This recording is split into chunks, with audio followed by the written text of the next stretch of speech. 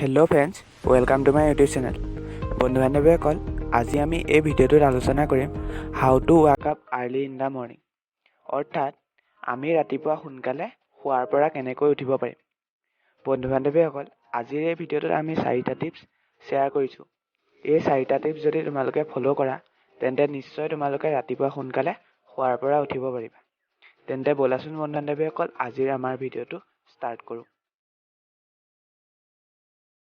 Tips number 1, put alarm away from U.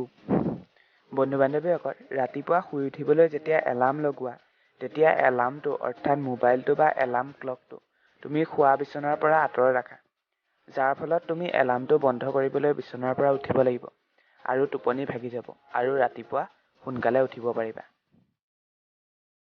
Tips number 2, decide work in advance.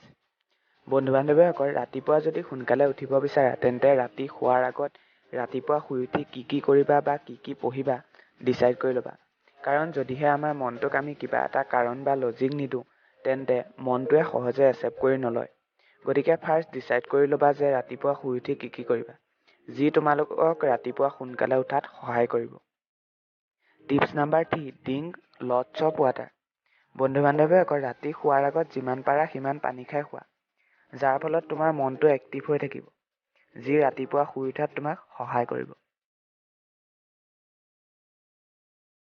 Tips number 4, no' mobile phone. বন্ধু বান্ধৱীসকল, ৰাতিপুৱা সোনকালে উঠিবলৈ হ'লে ৰাতি ভালকৈ শুৱাটোও গুৰুত্বপূৰ্ণ। 6 ঘণ্টা শুৱাটো আমাৰ শৰীৰৰ বাবে অতি গুৰুত্বপূৰ্ণ। গতিকে শুবলৈ গৈ মোবাইলটো টিপি নাথাকিবা। শুবলৈ যোৱাৰ আধা ঘণ্টা আগতেই মোবাইলটো হাতৰ পৰা আঁতৰত ৰাখিবা, যাৰ ফলত তোমাৰ শুৱাও হ'ব আৰু ৰাতিপুৱা সোনকালে উঠিবও পাৰিবা। বন্ধু বান্ধৱীসকল, এই ভিডিঅ'টোত তোমালোকে ৰাতিপুৱা কেনেকৈ সোনকালে উঠিব পাৰিবা সেই বিষয়ে জানিব পাৰিলা। যদিহে তোমাৰ পঢ়াৰ সময়ত টোপনি আহে, তেন্তে বাওঁফালৰ ভিডিঅ'টো চোৱা, আৰু যদিহে তুমি পঢ়াৰ সময়ত মোবাইলটোক তোমাৰ পৰা আঁতৰত ৰাখিব বিচাৰা, তেন্তে সোঁফালৰ ভিডিঅ'টো চোৱা। ধন্যবাদ। বন্ধু বান্ধৱীসকল, ভিডিঅ'টো সম্পূৰ্ণকৈ চোৱাৰ বাবে তোমালোক সকলোকে ধন্যবাদ জনালোঁ। যদিহে ভাল লাগিল, ভিডিঅ'টো এটা লাইক কৰিবা, লগতে চেনেলটো ছাবস্ক্ৰাইব কৰি অল ন'টিফিকেশ্যন অন কৰি ল'বা।